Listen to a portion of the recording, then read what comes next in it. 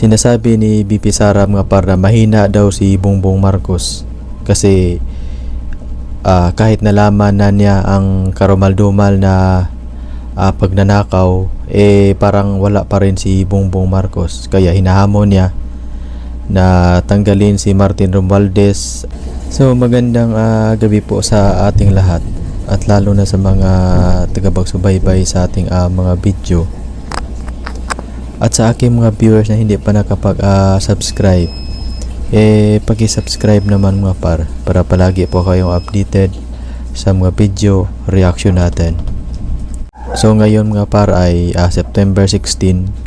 So kanina nagpunta na doon si BP Sara sa House of Representatives upang mag-attend sa hearing sa kanyang budget sa Office of the Vice President. And then tinatanong doon si BP Sara mga par sa mga media kung ano ang masasabi niya sa mga controversial na flood control project at sa mga corruption.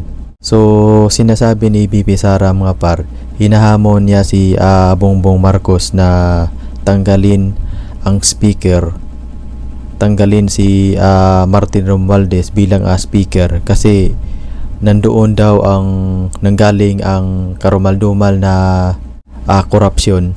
Sinasabi ni BP Sara mga par na mahina daw si Bongbong Marcos kasi kahit nalaman na niya ang karumal-dumal na pagnanakaw, parang wala pa rin si Bongbong Marcos, kaya hinahamon niya na tanggalin si Martin Romualdez at palitan na kasi nandoon nanggaling ang karumal-dumal na pagnanakaw, karumal-dumal na pangurap sa pera ng. Tayo na lang natin mga par kung ano ang sagot ni Bongbong Marcos sa hamon ni BP Sara. Kung so totoo naman yung sinasabi ni BP Sara mga par na nanggaling sa House of Representatives ang karumal-dumal na.